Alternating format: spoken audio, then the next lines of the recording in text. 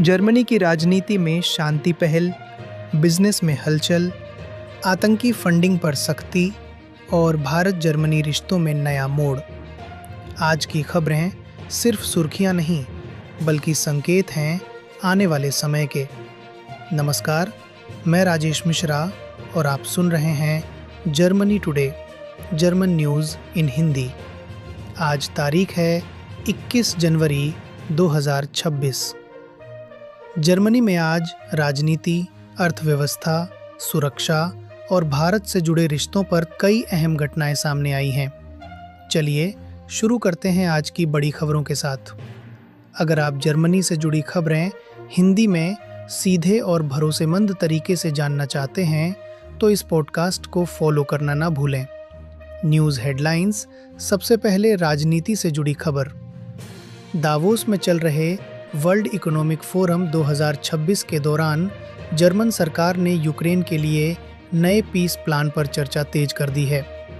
Chancellor Friedrich Merz ने साफ कहा कि यूरोप में स्थायी शांति के लिए अब सिर्फ बयान नहीं, ठोस कदम जरूरी हैं। बिजनेस की बात करें तो कॉन्टिनेंटल एजी ने 2025 के अपने वित्तीय लक्ष्य पूरे कर लिए हैं।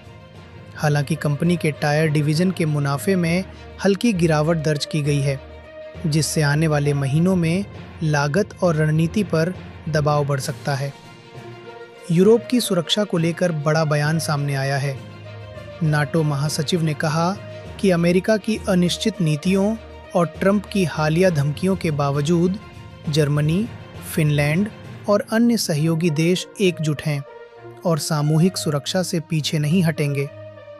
आंतरिक सुरक्षा पर जर्मनी ने सख्ती बढ़ा दी है। अमेरिकी प्रतिबंधों के बाद जर्मन जांच एजेंसियों ने देश में सक्रिय हमास से जुड़े वित्तीय नेटवर्क पर निगरानी तेज कर दी है।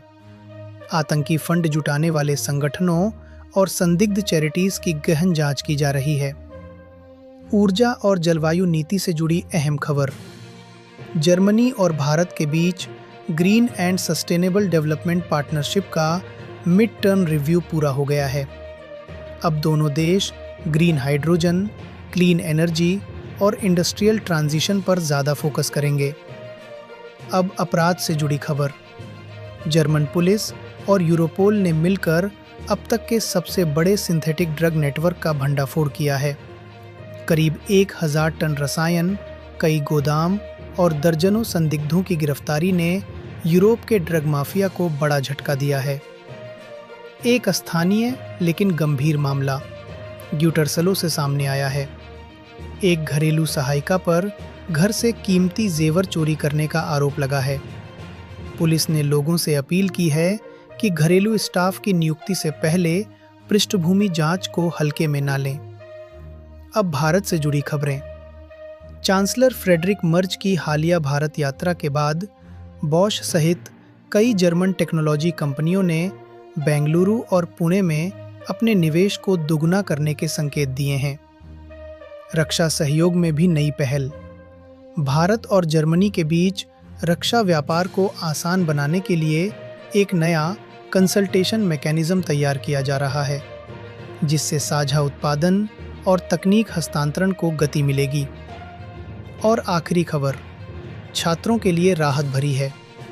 प्रधानमंत्री मोदी और चांसलर मर्ज की हालिया मुलाकात के बाद जर्मनी में भारतीय छात्रों के लिए वीज़ा नियमों को और उदार बनाने पर गंभीरता से विचार किया जा रहा है। ये थी आज की जर्मनी से जुड़ी अहम खबरें। अगर आपको यह अपडेट उपयोगी लगी हो तो जर्मनी टुडे, जर्मन न्यूज़ इन हिंदी को फॉलो करें, शेयर करें और जुड़े रहें। मैं हूँ राजेश मिश्रा। फिर मिलेंगे अगली बड़ी खबर के साथ। धन्यवाद।